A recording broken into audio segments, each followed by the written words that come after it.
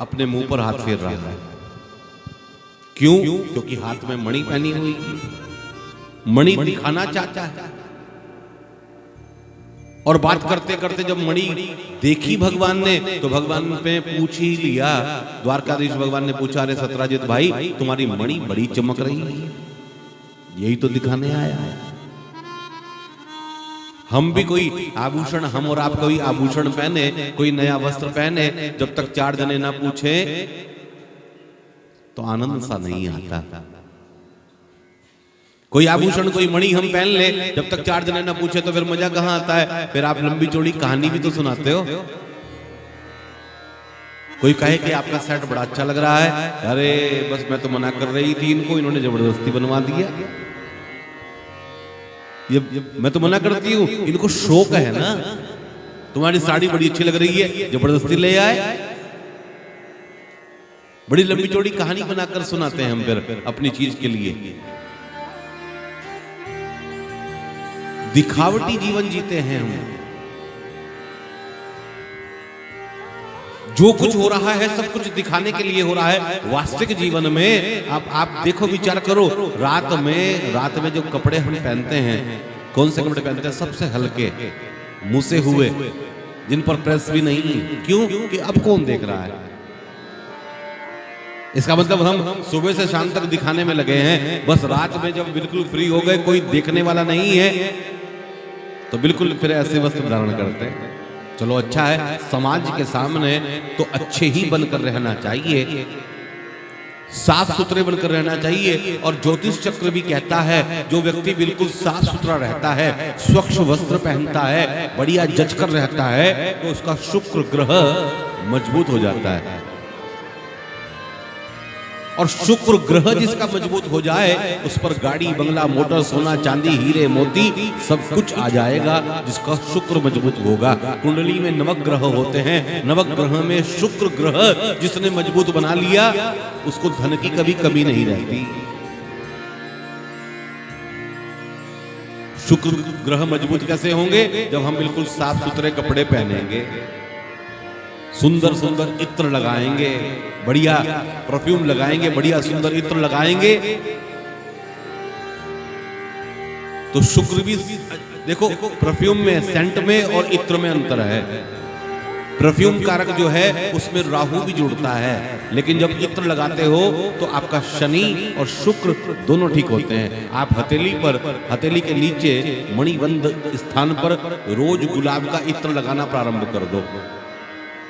हल्की सुगंध होती है, तो जो ऑयल होता है, तेल जो होता है, वो शनि का कारक है, और जो सुगंध है वो शुक्र है। तो शनि और शुक्र अगर दोनों ठीक करने हैं तो हल्की सुगंध का रोज प्रयोग करो, आपका शुक्र भी बढ़िया, आपका शनि भी बढ़िया। छोटे छोटे उपाय से कभी कभी हम बड़े बड़े साधन को प्राप्त कर लेते हैं। और जिसकी कुंडली में वाकई शुक्र बढ़िया बैठा होगा, आपको मैं पहचान बताऊं, कुंडली में शुक्र की पहचान क्या है कि शुक्र बढ़िया होगा।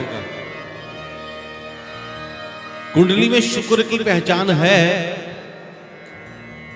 जो व्यक्ति जचकर रहता है, जो व्यक्ति बिल्कुल साफ सुथरा रहता है, बिल्कुल क्लीन रहता है, हर समय जचा हुआ रहता है, बढ़िया कपड़े पहनता है, बढ़िया सुंदर घड़ी पहनता है, चैन पहनता है, अंगूठी पहनता है, बढ़िया जो जच कर रहता है, तो निश्चित रूप से उसका शुक्र अच्छी स्थिति में बैठा है कुंडली में।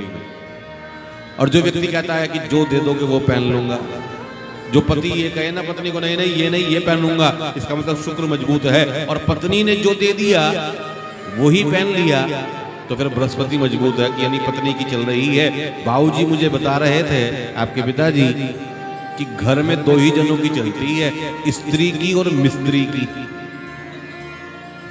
बड़ी अच्छी बात है, हमने तो गांठ मार ली इस बात के लिए। वाकई घर में या तो स्त्री की चलती है, और मिस्त्री आ जाए तो फिर मिस्त्री की चलती है। वो जैसा कहता है वैसा ही करना पड़ता है। तो शुक्र ग्रह को मजबूत करना है। देखो कुंडली में दो ग्रह ऐसे होते हैं, बृहस्पति और शुक्र। बृहस्पति को मजबूत करना है तो अपने गुरु की पूजा करो, संतों की पूजा करो, ब्राह्मणों की पूजा करो, ब्राह्मणों को दान दक्षिणा दो तो बृहस्पति मजबूत, और शुक्र को मजबूत करना है तो बढ़िया जज कर रहो। नाखून छोटे रखो, लंबे लंबे नाखून मत रखो, सूर्पनखा जैसे छोटे नाखून रखो। अब महिलाओं के ऊपर ये बात घटित नहीं होती, महिलाएं तो रखती हैं, रखना चाहिए, उनको तो आवश्यकता पड़ती है ना, रखनी भी चाहिए।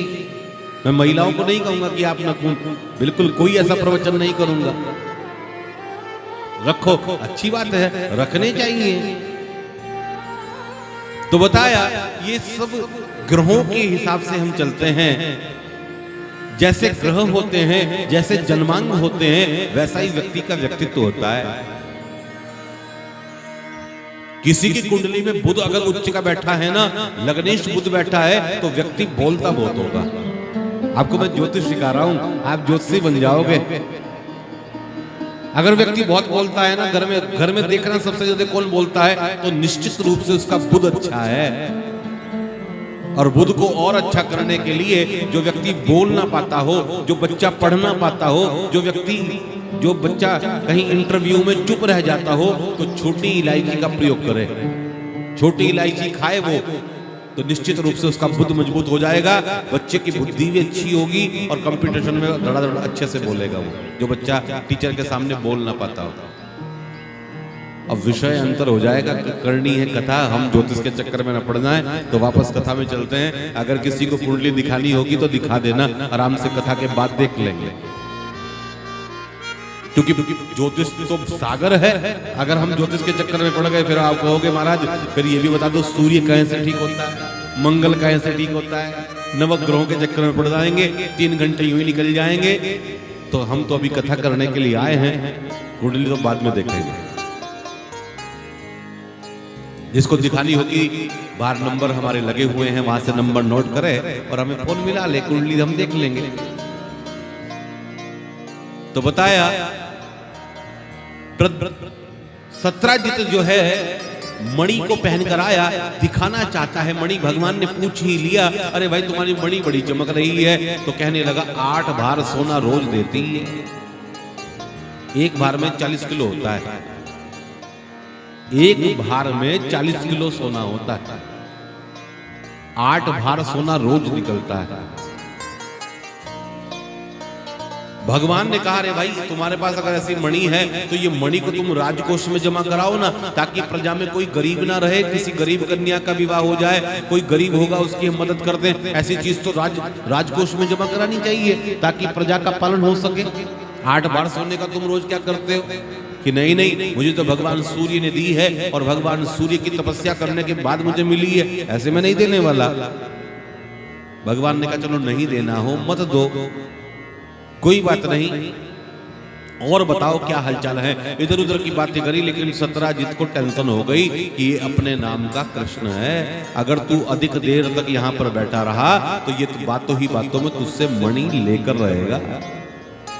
ये ऐसी बात बनाएगा मैं अपने आप मणि उतार कर इसको दे दूंगा, तो क्यों ना यहाँ से चला जाए। और सत्राजित ने कहा अच्छा मुझे कुछ काम याद आ गया, अभी तो मैं जा रहा हूं, फिर आऊंगा। भगवान द्वारकाधीश ने कहा चलो भाई अच्छा कोई बात नहीं, आते रहना फिर। कि ठीक है आता रहूंगा। सत्राजित चला गया अपने घर। सत्राजित जो चला गया अपने घर, सत्राजित का एक छोटा भाई है जिसका नाम है प्रसेन। प्रसेन ने अपने भाई से कहा सत्राजित से, भैया आप कहो तो ये मणि कुछ दिनों के लिए मैं धारण कर सकता हूं क्या? कहा कि मणि तो तुम धारण कर लो, मणि तो धारण कर लो, लेकिन इस मणि पर लोगों की नजर है आजकल, कोई तुमसे कोई मणि मांग ना ले। कहा कि नहीं नहीं मैं किसी को नहीं दूंगा। और सत्राजित का छोटा भाई प्रसेन मणि को पहनकर वन में चला गया शिकार खेलने के लिए। शिकार खेलने के लिए गया तो खुद शिकार हो गया, लौट कर नहीं आया।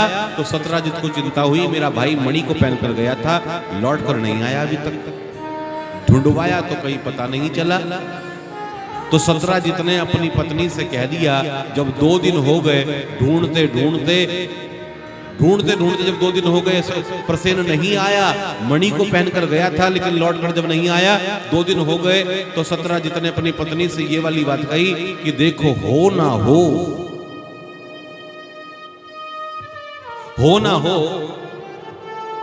ये जो द्वारकाधीश है ना, ये मुझसे मणि मांग रहे थे और मैंने मणि देने के लिए मना कर दिया था, तो मुझे लगता है कि ये द्वारकाधीश चोर है, इन्होंने ही प्रसेन का हरण कराया होगा मणि को छीनने के चक्कर में, मुझे ऐसा लगता है। और सत्यराजित ने अपनी पत्नी से ये वाली बात कही, कहा कि अभी पक्का नहीं है, मुझे लगता है ये द्वारकाधीश चोर है, क्योंकि मुझसे मणि मांग रहा था, लेकिन ये वाली बात अभी पक्की नहीं है, तुम किसी से कहना नहीं ये वाली बात अभी। पत्नी ने कहा नहीं, मुझे क्या जरूरत पड़ रही है किसी से कहने की। सत्यराजित अपने भाई को खोजने के लिए चला गया, तभी सत्यराजित की पत्नी की सहेली आ गई, सुना है बहन तेरा देवर गायब हो गया है। कि हाँ, देवर तो गायब हो गया है, लेकिन बहन एक बात का पता चला है। क्या? कि ये द्वारकाधीश चोर है, लेकिन बहन तुम किसी से कहना नहीं। सहेली ने कहा मुझे क्या जरूरत पड़ रही है कहने की। सहेली अपने घर गई, उसकी सास ने कहा अरे तू कहाँ रह गई थी? कहा कि मेरी सहेली का देवर गायब हो गया है, लेकिन माताजी एक बात का पता चला है, ये द्वारकाधीश चोर है, लेकिन माताजी आप किसी से कहना नहीं। माताजी ने कहा मुझे क्या जरूरत पड़ रही है किसी से कहने की, मैं तो वैसे ही किसी से माथा नहीं मारती। अब माताजी मंदिर गई, मंदिर में उनकी सहेली मिल गई, और मंदिर में जो माताओं का सत्संग होता है, ऐसा सत्संग तो कोई भी नहीं कर पाता जैसा उनका होता है। पूजा भी करती रहती है, नमः शिवाय नमः शिवाय। और तुम्हारा बेटा बेंगलोर है ना? नमः शिवाय नमः शिवाय। हाँ बेंगलोर है। अब कब आया था? शादी हो गई, बहू अच्छी नहीं है क्या? कि नहीं बहू तो अच्छी है, कि नहीं मेरे वाली तो अच्छी नहीं निकली। नमः शिवाय नमः शिवाय। बुराई भी चल रही है, बात भी चल रही है, नमः शिवाय भी चल रहा है। देखा क्या? किसी ने कहा माताजी जल खत्म हो गया लोटे में चढ़ते चढ़ते, अब तो हटा लो हाथ। अच्छा जल चढ़ भी गया। ये माताओं का सत्संग होता है। तो मंदिर में गई, माताजी की भी सहेली मिल गई, माताजी की सहेली मिली, कहा कि बहुत दिनों बाद मिली, कहा कि बहन एक बात का पता चला है, ये द्वारकाधीश चोर है, लेकिन बहन तू किसी से कहना नहीं।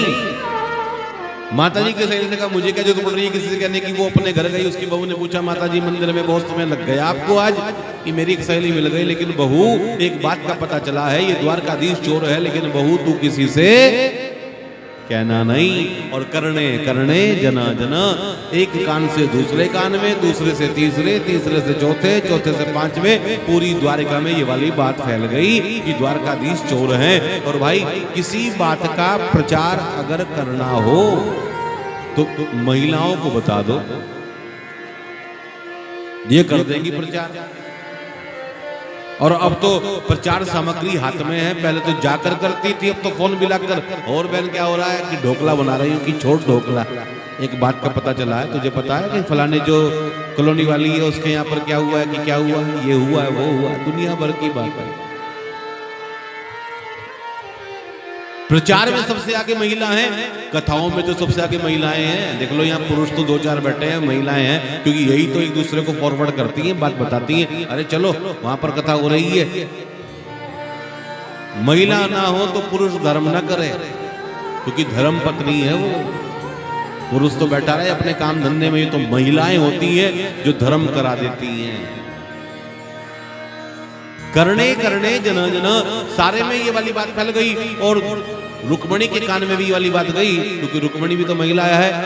रुक्मणी के मन में ये वाली बात गई, तो रुक्मणी ने भगवान कृष्ण से कहा कि आपके ऊपर झूठा आरोप लग रहा है, क्या आपने मणि चुराई है क्या?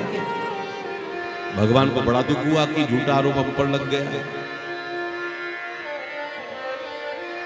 परीक्षित ने कहा सुखदेव भगवान से कि तो भगवान सत्यराजित ने कोई गलती कर दी कि अपनी पत्नी को बात बताकर? आप तो कहते हैं कि पत्नी से कोई बात छिपानी नहीं चाहिए। तो सुखदेव भगवान कहते हैं सत्यराजित ने कोई गलती नहीं करी अपनी पत्नी से बात बताकर। पत्नी को तो सारी बात बतानी चाहिए। बस सतराजित ने सबसे बड़ी गलती ये कर दी जो अंत में ये कह दिया कि तुम किसी से कहना नहीं।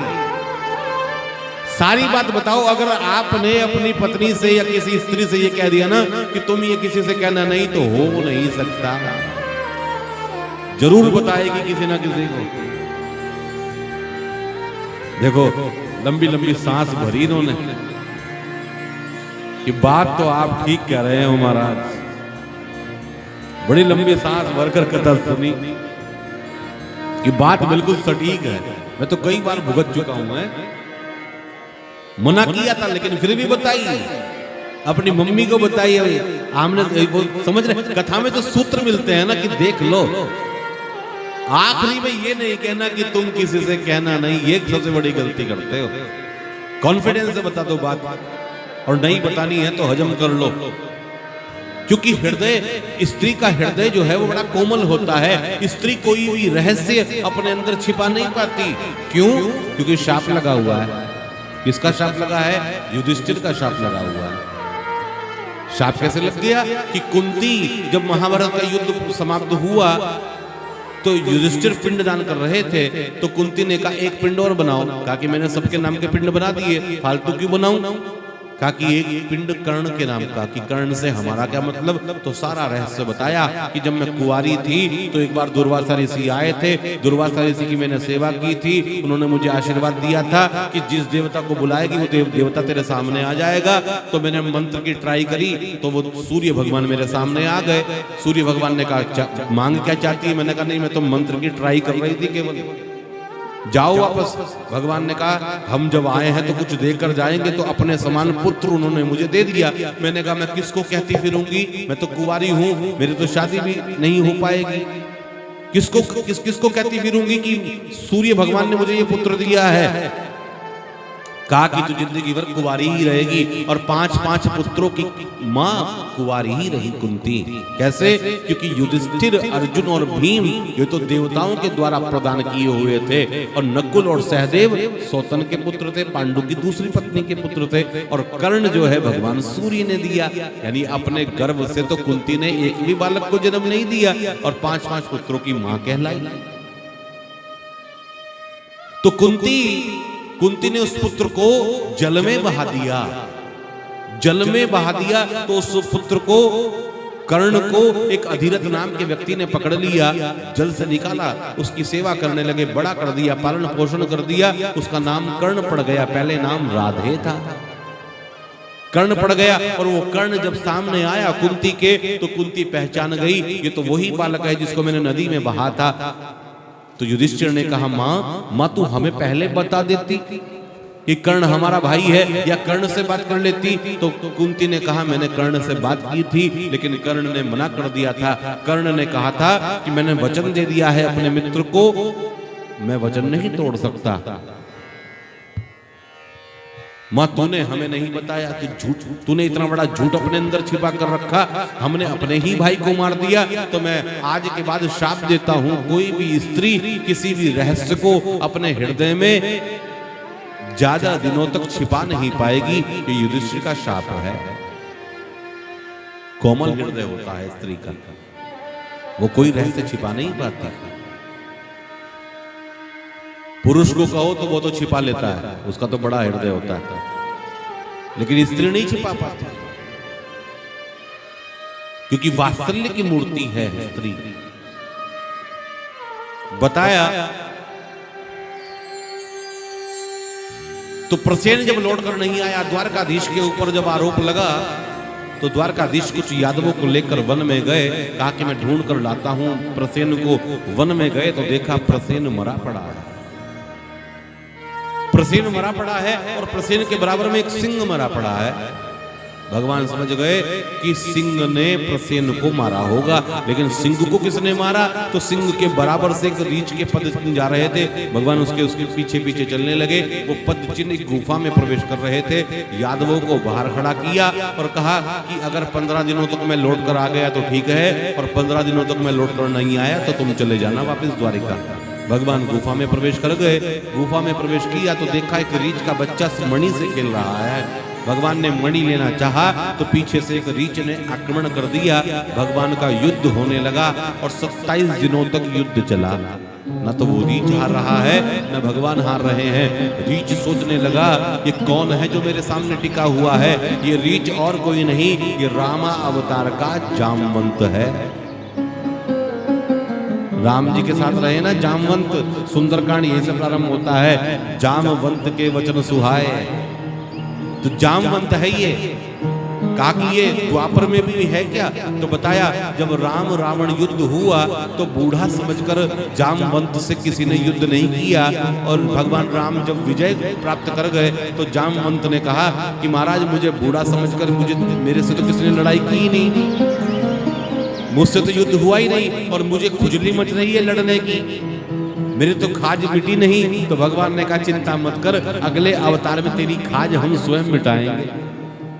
हम तुमसे स्वयं युद्ध करेंगे। आज 27 दिन हो गए, अब पूछा तुम्हारी खुजली मिटी कि नहीं मिटी? कि महाराज कृपा करो, मैं तो भूल गया था। इस बात को आपको याद रहा, आप कृष्णा अवतार लेकर आए हो, लेकिन रामा अवतार की बात आपको याद रही। चरणों में गिर गया जामवंत। सारी बात बताई भगवान ने। मणि लेकर वहां से चलने लगे तो जामवंत कहने लगा अपनी मणि लेकर चल दिए, एक मणि मेरे पास है वो भी लेकर चले जाओ ना। कौन? कि मेरी पुत्री जामवती, मेरी पुत्री से विवाह कर लो। भगवान विवाह के लिए तो 1 मिनट भी नहीं सोचते और जामवती से दूसरा विवाह हो गया। ये नहीं कहा कि मेरा तो विवाह हुआ है, रुक्मणी घर पर है, विवाह हो गया। मणि लेने गए थे, दुल्हन साथ ले आए।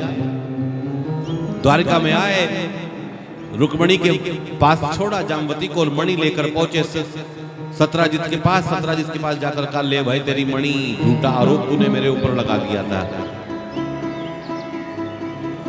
झूठा आरोप क्यों लगाया? क्योंकि चौथ का चांद देख लिया था भगवान ने। आ रही है गणेश चतुर्थी, अभी भाद्रपद में पड़ती है गणेश चतुर्थी, 7 तारीख की है।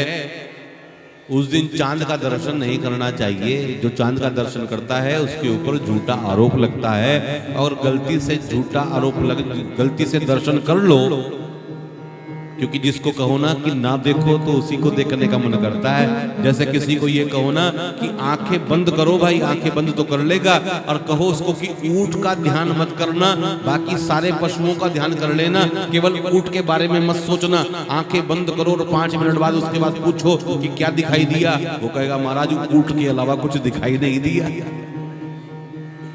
उसी तरह से कभी कभी चंद्रमा दिख जाता है, और चंद्रमा दिख जाए तो कहा जाता है इस कथा का श्रवण कर लेना चाहिए। सत्राजित की मणि वाली कथा का श्रवण कर लेना चाहिए। अगर आप कहोगे महाराज कथा कहाँ मिलेगी, तो YouTube चैनल पर मिलेगी, हमारे YouTube चैनल पर मिलेगी। आप सर्च कर लेना, अगर देख लो तो सुन लेना ये वाली कथा।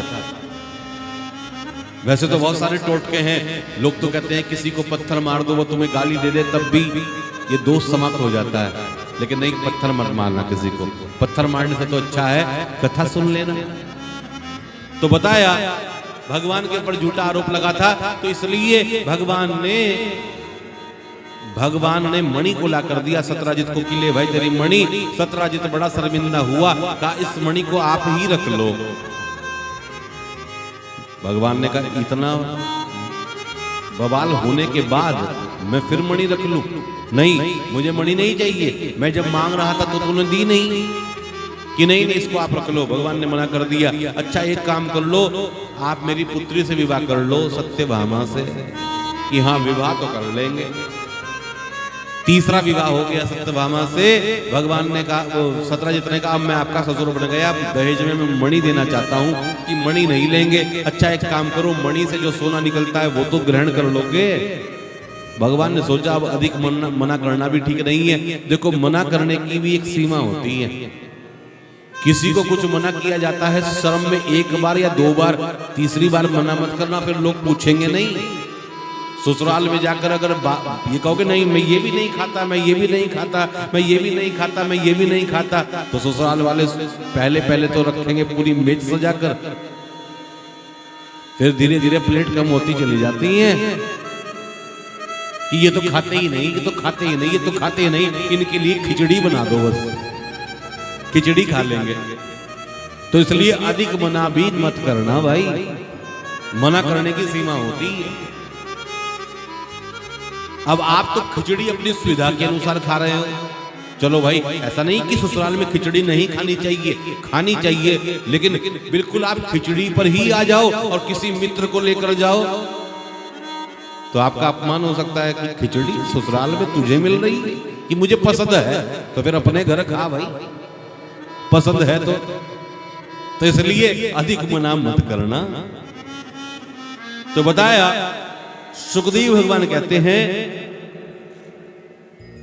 भगवान की ससुराल से रोज 8 बार सोना आता है। आंख खुलते ही गुड मॉर्निंग, द्वारपाल लेकर आ जाता है 8 बार सोना। हम तो अपनी लड़की की बहन की शादी करते हैं, 1 अंगूठी, 2 अंगूठी, 4 अंगूठी, चैन, ब्रेसलेट देकर हजारों फोटो खिंचवाते हैं, लेकिन भगवान के ससुराल से 8 बार सोना रोज आता है। भगवान करे जिसकी हो गई उसको तो ये आशीर्वाद लगेगा नहीं, लेकिन जिसकी नहीं हुई उसको आशीर्वाद यही है, भगवान सबको ऐसी ससुराल मिल जाए जो 8 बार सोना रोज आ जाए। तो भगवान के 3 विवाह हो गए। भगवान का 4था विवाह हुआ कालिंदी से, यमुना से। भगवान का 5वां विवाह हुआ मित्रविंदा से। भगवान का 6ठा विवाह हुआ सत्या देवी से। भगवान का 7वां विवाह हुआ भद्रा से और भगवान का 8वां विवाह हुआ लक्ष्मणा से। 8 विवाह हो गए भगवान के, लेकिन एक भी पत्नी ने ये नहीं कहा कि जब विवाह आपसे मेरा हुआ है तो और विवाह क्यों कर रहे हो। एक भी पत्नी ने ये नहीं कहा। आप उधर मत देखो यार कि देख लो, आप तो आपका तो इशारा यही है कि देखो, एक भी पत्नी ने ये नहीं कहा कि 8 विवाह हो गए, मैंने तो एक ही किया हुआ है। इस कथा का लोग बड़ा अनुसरण करते हैं महाराज। अगर भगवान ने तो 16,108 विवाह किए, 2-4 हम कर लेंगे तो दिक्कत कहाँ है? कोई दिक्कत नहीं है। भगवान ने गोवर्धन पर्वत भी तो उठाया है, भगवान ने अग्नि का पान भी तो किया है, सर्प के ऊपर नृत्य भी तो किया है। तो भाई आवश्यकता अनुसार लोग अनुसरण करते हैं। तो भगवान बताया 8 विवाह हो गए। इसके बाद एक पत्र आया भगवान के पास। पत्र जो आया, राजकन्याओं का एक भौमासुर नाम का दैत्य है, भौमासुर नाम के दैत्य ने राजकन्याओं का हरण किया है। और राजकन्याओं ने एक दिन भगवान के लिए पत्र लिखा कि आप आइए पराग ज्योतिषपुर और हमें मुक्त कराइए, ये भौमासुर हमें पकड़ पकड़ कर कैद कर रहा है। कहता तो कुछ नहीं। भगवान गए पराग ज्योतिषपुर और मुर नाम के दैत्य ने आक्रमण कर दिया। भगवान ने मुर नाम के दैत्य को समाप्त किया तो नाम पड़ गया मुरारी। बोलो कृष्ण मुरारी भगवान की जय। भगवान का नाम मुरारी पड़ गया और आगे जाकर भौमासुर का वध किया और राजकन्याओं को मुक्त कराया। वहां से चलने लगे तो राजकन्याएं कहने लगी, इसने हमारा हरण किया है, इसने हमें कहा तो कुछ नहीं, लेकिन अब हमारे घर वाले हमें स्वीकार नहीं करेंगे क्योंकि इतने वर्ष हो गए हमें जेल में बंद हुए हुए। तो भगवान ने कहा फिर मैं क्या करूं? तो कहा कि हम चाहती हैं कि हमसे विवाह कर लो। भगवान ने 1 मिनट भी नहीं लगाया, ना ये पूछा तुम कितनी हो, सबके साथ एक साथ विवाह कर लिया। और गिनती है 16,100 16,100 कन्याओं से विवाह एक साथ कर लिया और 8 घर पर हैं। 16,108 हो गई। सबके लिए कमरे बनवाए, सबके लिए एसी लगवाए, सबके लिए व्यवस्था करवाई और फिर भी भगवान आराम से रहते हैं। और प्रत्येक रानी से भगवान को 10-10 पुत्र और 1-1 कन्या का जन्म हुआ। प्रत्येक रानी से 10-10 पुत्र और 1-1 कन्या। भगवान के परिवार का हिसाब किताब लगाया जाए तो 1,61,080 जनों का परिवार भगवान का अपना है। शादी का कार्ड अगर दो और लिख दो सह परिवार आना है, तो फिर कितना इंतजाम करना होगा। केवल बच्चों को ही भेज दिया अगर उन्होंने कि भाई तुम ही चले जाओ, हम तो नहीं जा रहे। 16,000 108 तो पत्नियां हो गई, 1,61,080 80 जनों का परिवार, खुद का कितना भोजन बनता होगा, कितनी भीड़ होगी। लेकिन इतनी भीड़ में भी भगवान बड़े आनंद से रह रहे हैं। एक बार नारद जी ने परीक्षा लेना चाहा। नारद जी ने विचार किया जिसकी एक पत्नी होती है उसके भी सिर का दर्द ठीक नहीं रहता, उसको भी सिर के दर्द की गोली खानी ही पड़ती है। जिसकी एक पत्नी होती है, भगवान की तो इतनी सारी पत्नी है, तो इनके सिर का क्या हाल होगा, चलो देख कर आऊं। तो भगवान नारद जी आए देखने के लिए। तो जैसे ही रुक्मणी के कक्ष में प्रवेश करना चाहते हैं तो देखा भगवान वहां पर बैठे हैं, बातें कर रहे हैं। तुरंत सोचा जल्दी से जामवती के कक्ष में चला जाऊं। जामवती के कक्ष में गए तो बच्चों को पढ़ा रहे हैं। सत्यभामा के कक्ष में गए तो बच्चों का यज्ञोपवीत संस्कार कर रहे हैं। मित्रविंदा के कक्ष में गए तो वहां पर भोजन कर रहे हैं, कहीं पर बैठे हैं, कहीं पर खेल रहे हैं, कहीं पर आराम कर रहे हैं। 16,108 भवन में घूमे, हर जगह भगवान का दर्शन हुआ। ये सोच रहे हैं नारद जी की अंदर से कोई रास्ता बनाया है क्या इन्होंने। तुरंत दूसरे कमरे में आ जाते हैं। वापस जा रहे थे तभी नारद जी को भगवान मिल गए। पूछा क्या बात है नारद जी। महाराज ये क्या लीला है, मैं हर कमरे में गया, हर कक्ष में गया, हर रानी के पास आपको मैंने देखा। तो बताया जैसे घड़े रखे हों, 1000 घड़े रखे हों, सूर्य नारायण तो एक होता है, सूर्य नारायण का प्रतिबिंब प्रत्येक घड़े में बराबर दिखाई देता है। उसी तरह से मैं भी हूं, प्रत्येक भक्त को, प्रत्येक व्यक्ति को मैं बराबर समान रूप से प्रेम करता हूं। बस जो मुझसे अधिक प्रेम करते हैं जरा उनको अधिक कर लेता हूं, वरना रक्षा तो मैं प्रेम तो सबको करता हूं। तो सुखदेव भगवान बता रहे हैं परीक्षित, भगवान का इस तरह से परिवार बढ़ने लगा। इसके बाद युधिष्ठिर का पत्र आया। युधिष्ठिर का पत्र आया। युधिष्ठिर ने पत्र लिखा कि आप आइए और हमारे यज्ञ को पूर्ण कराइए। तो भगवान चलने लगे हस्तिनापुर यज्ञ पूर्ण कराने के लिए। उससे पहले नाम संकीर्तन होने लगा। क्या? बोलो कृष्ण कन्हैया लाल की।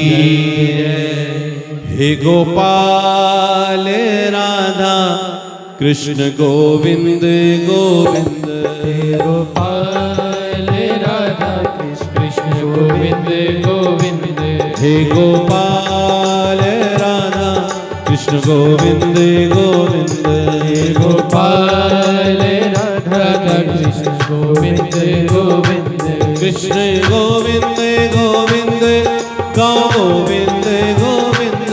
कृष्ण गोविंद गोविंद गोविंद गोविंद। कृष्ण गोविंद गोविंद। सभी ताली की गोविंद गोविंद। कृष्ण गोविंद गोविंद गोविंद गोविंद। गोपाल राधा कृष्ण गोविंद गोविंद।